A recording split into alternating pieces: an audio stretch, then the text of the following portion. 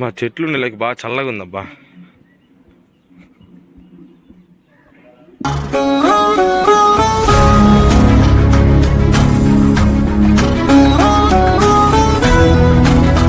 Hi friends, present మనం వచ్చేసి బ్రహ్మంగారి మఠం. ఈ బ్రహ్మంగారి యొక్క మఠంలో మనం చూడవలసినటువంటి ప్రదేశాలు వచ్చేసి, ఒకటి రాత్రే జింక కొమ్ముతో అయితే బాయిని దొవ్వారనమాట బ్రహ్మంగారు. ఇప్పటికి కూడా ఆ బావి అనేది ఉందనమాట. అదే విధంగా నీళ్లు ప్రజలు ఇక్కడికి వచ్చిన ప్రజలందరూ కూడా ఆ నీళ్లు తాగడము, తాగితే మంచిగా ఆరోగ్యం సమస్యలు ఏమైనా ఉంటే పోతాయని చెప్పేసి ఇప్పుడు కూడా ఉన్నాయి. అదొకటి. తర్వాత వచ్చేసి స్వామివారు ఒక రచ్చబండ దగ్గర అయితే కూర్చొని ఉంటారు అనమాట. అప్పుడు దాకా ఆయనకి మహిమలు శక్తులు ఉన్నాయని తెలియదు. సామాన్య మానవుల్లాగా అయితే చూస్తా ఉండేవాళ్ళు అనమాట అందరు ప్రజలందరూ. ఒక విషయం జరిగింది అనమాట. పోలేరమ్మ జాతరలాగా చేస్తా ఉంటే ఒక సన్నివేశం అయితే జరుగుతుంది. ఆ సన్నివేశం గురించి నేను చెప్పేదానికంటే కూడా ఇక్కడ పూజారి ఉన్నారు. ఆ పూజారి గారు అయితే పూర్తిగా వివరంగా చెప్తారు. అది మీకు బాగా అర్థమవుతుంది క్లారిటీగా. అందుకనేసి మీరు ఖచ్చితంగా ఎక్కడ కూడా స్కిప్ చేయకుండా లాస్ట్ వరకు వీడియో చూస్తేనే మీకు ప్రతిదీ అర్థమవుతుంది. ఆ జింక కొమ్ముతో బాయిని ఎందుకు దువ్వాడు, పోతే అదే విధంగా చుట్ట వెలిగించుకోవాలన్నమాట. పోలేరమ్మ దేవత డైరెక్ట్ గా వచ్చి ఆ ఊరు పెద్ద ఆయనకి చుట్ట వెలిగించేదానికి మంట ఇస్తుంది అనమాట. ఇలాంటి మంచి మంచి ఆసక్తికరమైన విషయాలు అయితే ఉన్నాయి. ఈ వీడియోని పూర్తిగా చూసి లైక్ చేసి షేర్ చేయండి. అదే విధంగా మన ఛానల్ కొత్తగా చూసిన వాళ్ళు ఎవరైనా ఉంటే మన ఛానల్ని సబ్స్క్రైబ్ చేసుకోండి. ఆనాటి గ్రామం పేరు కందిమల్లాయపల్లి. ఈ గ్రామంలో పోలేరమ్మ జాతర చేస్తూ గ్రామమంతా చందా వేస్తే స్వామిని కూడా చందా అడిగిన ఆనాటి గ్రామస్తులు. ఈ చందా ఇవ్వలేనయ్యా, పోలేరమ్మ జాతర అంటున్నారు మీరు, జాతరకు రథం తయారు చేయిస్తాను ఊరేగింపు కన్నారు స్వామి. రథం అంటే గిలకల బండి. ఈ గ్రామంలో కందిమల్లారెడ్డి గ్రామస్తులు ఒప్పుకోలేదు. చందా ఇవ్వాల్సిందేనని స్వామిని అడిగినారు ఆనాడు గ్రామస్తులు. అప్పుడు ఇవ్వనందుకు ఆయనకు స్వామి కొన్ని ఇబ్బందులు పెట్టినారు ఆనాడు గ్రామస్తులు. బావికి నీళ్ల ప్రాణి ఇవ్వకుండా స్వామిని. అప్పుడు ఆయన రాత్రి జింక కొమ్ముతో ఆ నివాస గృహంలో ఉండే బావిని ఆయన స్వహస్తాలతో ఆయన రూపున్నారు స్వామి. మరుసటి రోజు గ్రామ పెద్దలంతా వచ్చి రెడ్లు కన్నాలు గ్రామ పెద్దలు ఇక్కడ రచ్చబండ దగ్గర కూర్చొని ఎవరెవరు చందా ఇచ్చినారయ్యా అని అడిగితే మున్సు కట్టుబడిని ఈ గ్రామమంతా ఇచ్చినారు, కానీ వీరప్పయ్య చందా ఇవ్వలేదన్నాడంట. ఆనాడు స్వామిని వీరప్పయ్య, వీరంభుట్లయ్య అనేవారంట. మరి ఎందుకు కానివ్వలేదో ఆయన పిలుచుకొని రమ్మన్నాడంట మున్సు కందిమల్లారెడ్డి అంటూనే. అప్పుడు స్వామిని పిలుచుకొని వచ్చి ఇక్కడ రచ్చబండ దగ్గర కూర్చోబెట్టి, ఏమయ్యా మరి నీ చందా ఇవ్వకపోవడం కారణం, నువ్వు చందా ఇవ్వాలా, జాతర మొదలవ్వాలి, ఇవ్వకపోతే నిన్ను గ్రామం నుంచే బహిష్కరిస్తాను అనంట. మనసు వెళ్ళేస్తామని నేను ఇవ్వలేనయ్యా, రథం తయారు చేయిస్తానన్నాను, అయినా మీరు నన్ను ఎంత ఇబ్బంది పెడుతూ ఉన్నారు, సరే కానివ్వండి ఇచ్చే సందర్భం వచ్చి ఇస్తానన్నాడంట స్వామి. మరి ఇస్తానంటే ఎప్పుడో కాదయ్యా, ఆ ఇవ్వాల్సింది రచ్చబండ దగ్గరే ఇమ్మన్నాడంట మున్సబ్ కందిమల్లారెడ్డి స్వామిని. అప్పుడు ఆయన మహిమ ఈ మున్సబ్కు ఈ గ్రామస్తులకు తెలియజేయాలా అనుకుని స్వామి పోలేరమ్మను మట్టి బొమ్మను చేయించి రామ నడివీధిలో పెట్టిన్నారంట అమ్మవారిని. గ్రామోత్సవానికి ఈ గ్రామస్తులు, ఈ గ్రామ మున్సబ్ కందిమల్లారెడ్డి పొగాకు కాడ చుట్ట తయారు చేసుకునేది స్వామి గమనించి, ఈ రచ్చబండ దగ్గర ఎవరైతే చుట్ట తాగే పెద్దలున్నారో ఆనాడు ఎవరి దగ్గర కూడా ఎకుమికిరాళ్ళు అంటే వెలిగించుకునేవి, ఆ చెకుమికిరాళ్ళు లేకుండా ఆయన మహిమతో మాయం చేస్తా అంటే కందిమల్లారెడ్డిని పరీక్షించాలా అని స్వామి. అప్పుడు ఆయన మహిమ ఈ మున్సబ్ గ్రామస్తులకు తెలియజేయాలని ఆయన చుట్ట చేసుకొని వెలిగించుకుందామని చూస్తే ఈ మున్సబ్ దగ్గర రాళ్ళు కనిపించవాలి.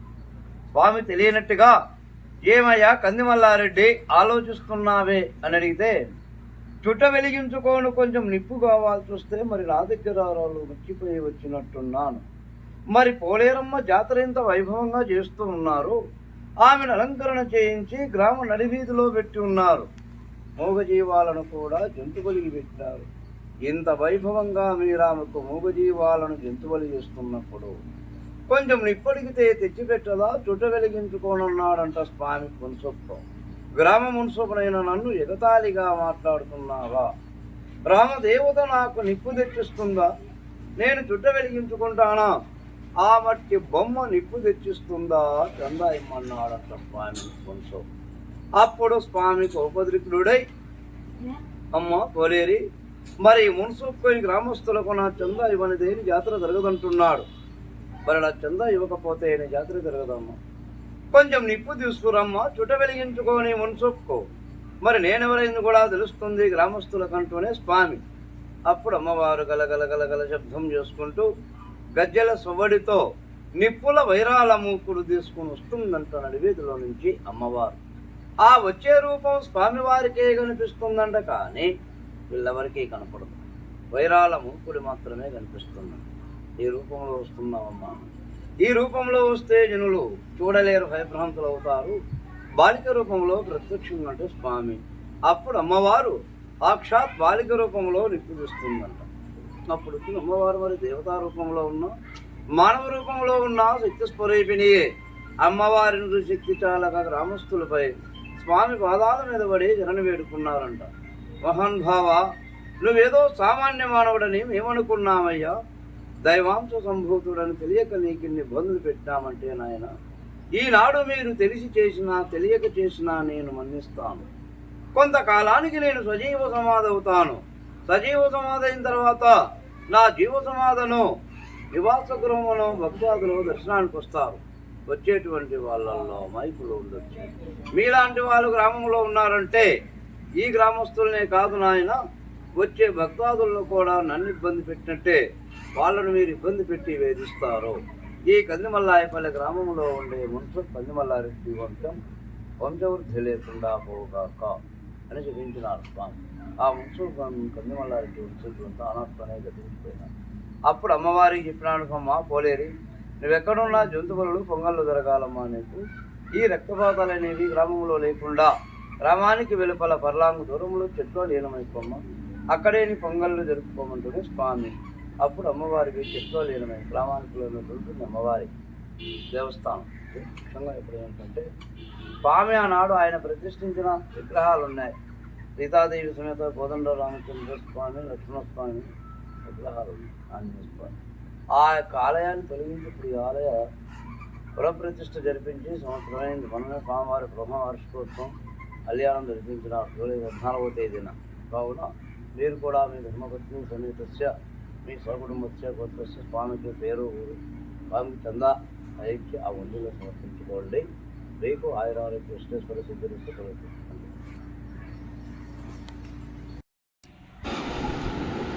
ఇప్పుడు మీరు చూస్తున్నటువంటిది బ్రహ్మం గారి నివసించినటువంటి గుడి అనమాట. ఇదే అనమాట బ్రహ్మం గారు నివసించినటువంటి గుడి. ఈ చుట్టూ ప్రహరీ కూడా ఈ మధ్య కట్టారు. లోపల ఇల్లు మాత్రం చూడండి, 5 తలుపులు వేసారు. మొత్తము శిథిలావస్థకి అయితే చేరిపోయింది అనమాట. లోపల పోయేదానికి కూడా అవకాశం లేదు, మొత్తం పడిపోతూ ఉంది. అందుకని తలుపులు వేసుకి తాళాలు వేసారు.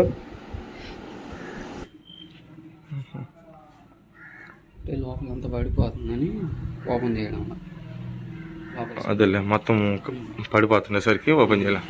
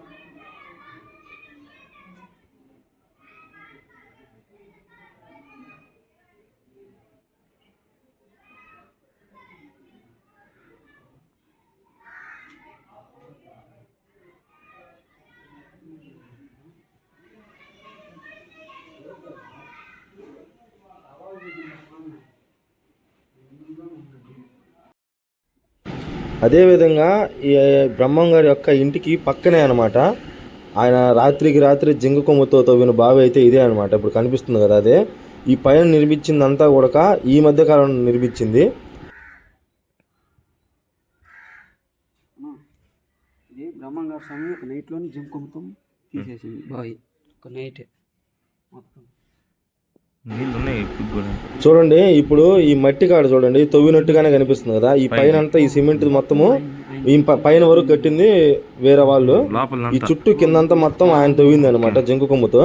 చూడండి ఆ తవ్వినట్టుగా ఎట్లా అయితే కనిపిస్తున్నాయో. కానీ ఇంకొకటి ఏంటంటే ఇక్కడ ప్రజలందరూ చెప్పేది ఏంటంటే ఇక్కడికి వచ్చిన భక్తులు ఈ నీళ్లు బాటిల్తో కూడా తీసుకెళ్తున్నారు, అవి తాగితే మంచిదనేసి. అంటే రోగాలు అలాంటివి ఏమైనా ఉన్నా కూడా తగ్గిపోతాయి అనేది ఇక్కడ ఈ భక్తుల నమ్మకం అనమాట. అదేవిధంగా ఇక్కడ నీళ్ళు ఎప్పుడు ఉంటాయంట. ఇప్పటిదాకా ఎప్పుడు ఎండిపోవడం అలాంటిది ఏం జరగలేదంట. నీళ్లు మాత్రం చూడడానికి భలే ఉన్నాయి. ఓసారి మేము తాగి కూడా చూసాము, రుచిగానే ఉన్నాయి నీళ్లు మాత్రం. చాలా అంటే చాలా బాగుంది. ఇది కూడా ఒక అద్భుతమనే చెప్పాలి.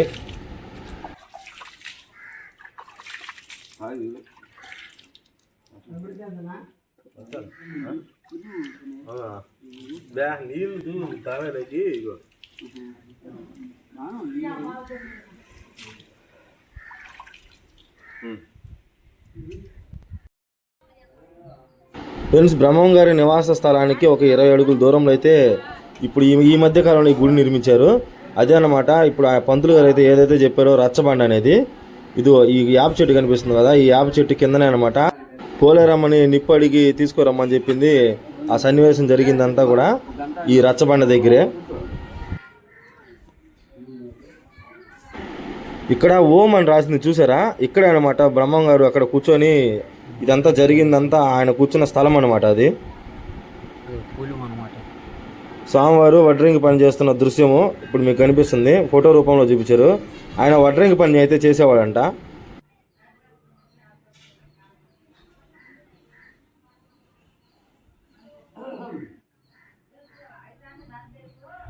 చెట్టు అప్పుడు చెట్టేమో ఈ రచ్చబండ అంట.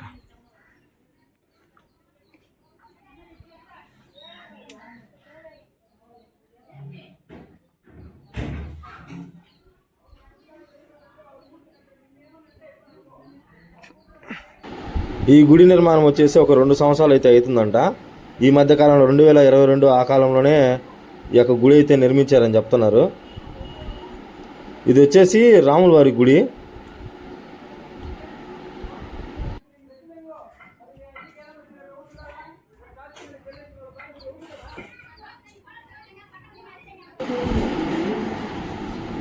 ఈ పాప మాత్రం మేము ఎక్కడ కెమెరా తీసుకెళ్తే అక్కడికి వచ్చేస్తూ ఉంది, కనపడతా ఉంది కెమెరాలో.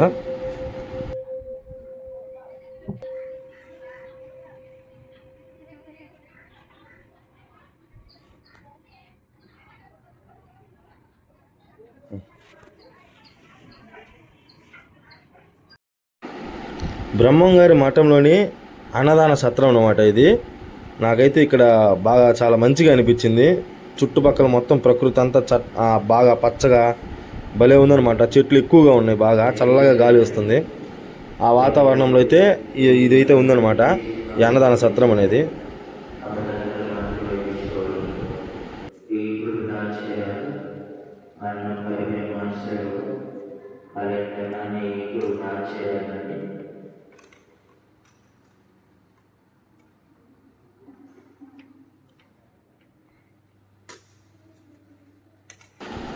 ఇక్కడ ఫుడ్ విషయానికి వచ్చేస్తే టేస్ట్ అయితే పర్లేదు, బాగానే ఉంది. నాకైతే నచ్చింది, తినొచ్చు. మనం మొత్తం తిరిగి చూసి వచ్చే టయానికి 1 గంట 2 ఆ టైం అయితే అవుతుంది. ఆ టైంలో మనకి అన్నదాన సత్రంలో అయితే మంచిగా భోజనం అయితే పెడతారు. ఇక్కడ